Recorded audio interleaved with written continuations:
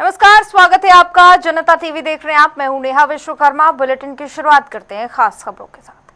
अयोध्या में श्री राम मंदिर जन्मभूमि मंदिर में दान चढ़ावा गड़बड़ी के आरोपों की जांच निर्णायक मोड़ पर पहुंच चुकी है। 6 दिन की पड़ताल के बाद एसआईटी जल्द अपनी प्रारंभिक रिपोर्ट मुख्यमंत्री योगी आदित्यनाथ को सौंपेगी।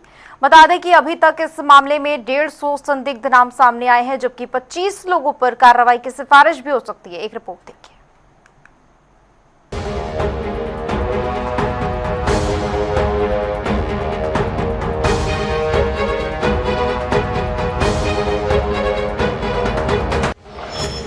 राम मंदिर दान गड़बड़ी में बड़ा एक्शन। एसआईटी की रिपोर्ट में होगा बड़ा खुलासा। 150 संदिग्ध, 25 पर कार्रवाई के संकेत। क्या बदलेगा पूरा ट्रस्ट? 6 दिन, सैकड़ों घंटे की पूछताछ, हजारों दस्तावेज की जांच। राम मंदिर में कथित चढ़ाव और चोरी की जांच अब निर्णायक मोड़ पर पहुंच गई है। 6 दिन तक चली जांच के बाद एसआईटी अपनी प्रारंभिक रिपोर्ट मुख्यमंत्री योगी आदित्यनाथ को सौंपने जा रही है। सूत्रों के मुताबिक जांच में 150 संदिग्ध नाम सामने आए हैं। 25 लोगों पर कार्रवाई की तलवार लटक रही है।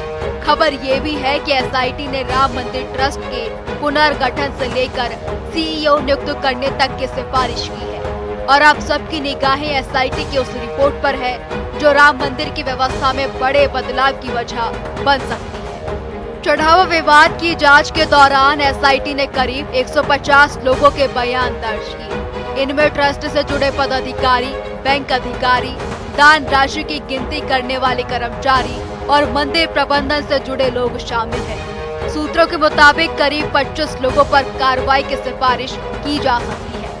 जांच के दौरान टीम ने सीसीटीवी फुटेज, बैंक रिकॉर्ड, दान पात्रों की व्यवस्था, नकदी गिनने की प्रक्रिया और पुराने वित्तीय दस्तावेजों की पड़ताल की। सूत्रों के मुताबिक एसआईटी ने जांच से जुड़े डेटा को 7 पेन ड्राइव में सुरक्षित किया है और जांच में कई प्रशासनिक खामियां सामने आई हैं। सबसे गंभीर बात ये बताई जा रही है कि दान पात्रों की चाबियां एक ही व्यक्ति के पास थी। इसके अलावा निगरानी और जवाबदेही की व्यवस्था भी बेहद कमजोर पाई गई। एसआईटी की प्रारंभिक रिपोर्ट में राम मंदिर ट्रस्ट के पुनर्गठन की सिफारिश की गई है।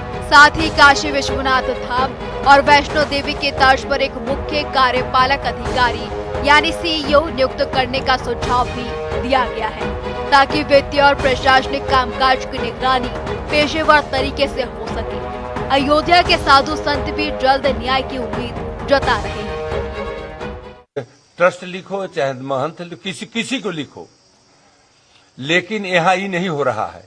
इतना जगह जमीन खरीदाया है, उसमें रामलला आगे नहीं है, वह ट्रस्ट चंपत राय अरबों खरबों के में जमीन के और मकान ये वो अयोध्या में कम से कम 50 मकान ये लोग खरीदे हैं। अब फंसाए हैं झगड़ा वाली। हमसे एक बार चंपत राय ने भी कहा कि हम झगड़ा वाली ही मकान सस्ता मिलता है इसीलिए लेता हूं। अब बताइए, जो इतना बड़ा मानसिकता व्यक्ति हो उसको क्या कहा जाएगा? क्या होगा मंदिर ट्रस्ट का पुनर्गठन? एसआईटी की व्यवस्था में बड़े बदलाव की सिफारिश। क्या बदलेंगे बड़े चेहरे?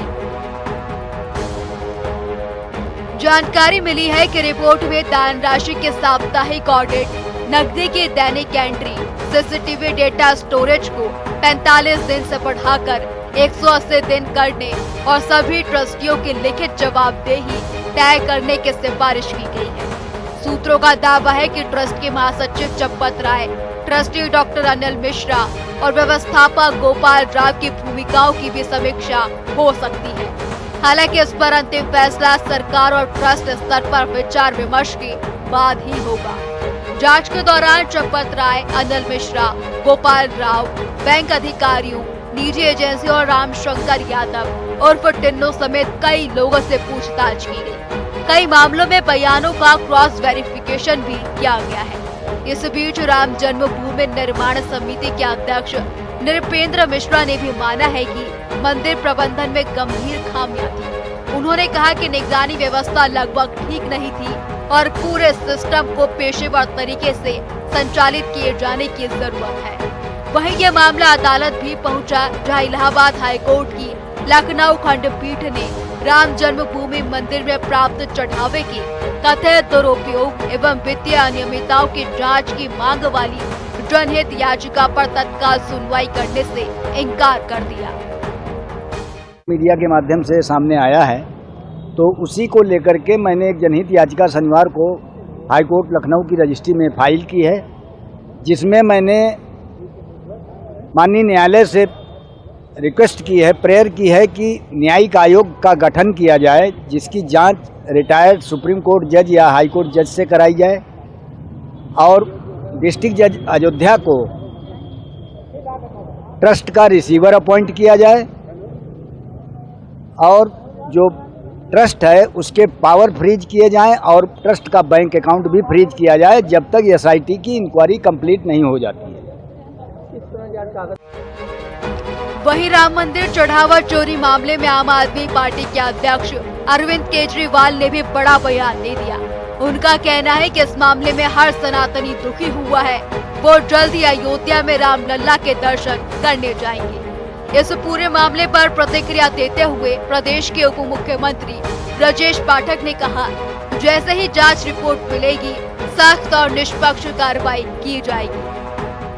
एसआईटी का समय पूरा हो गया है, जैसे ही जांच रिपोर्ट आएगी निष्पक्ष कड़ी कार्रवाई होगी। सरकार की प्रतिबद्धता भ्रष्टाचार मुक्त शासन देने को लेकर। सर, अरविंद केजरीवाल कह रहे हैं राम मंदिर सनातन विषय नहीं है, सब लोग मदद करें, सबको करें और जो तुष्टिकरण की पॉलिटिक्स लोग कर रहे हैं एक बार अपने गिरेबान में झांके, देखे कहाँ कहाँ मदरसों में गड़बड़ी हुई है, कहाँ कहाँ मजारों पर गड़बड़ी हुई है, उस चंदे का क्या जो बाबरी मस्जिद के लिए इकट्ठा किया गया।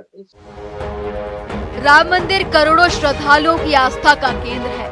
ऐसे में ये जांच सिर्फ कथित गड़बड़ी तक सीमित नहीं है, बल्कि भविष्य में पारदर्शिता और जवाबदेही सुनिश्चित करने की भी परीक्षा है। अब सबकी निगाहें मुख्यमंत्री को सौंपी जाने वाली एसआईटी रिपोर्ट और उसके बाद होने वाले फैसलों पर टिकी है।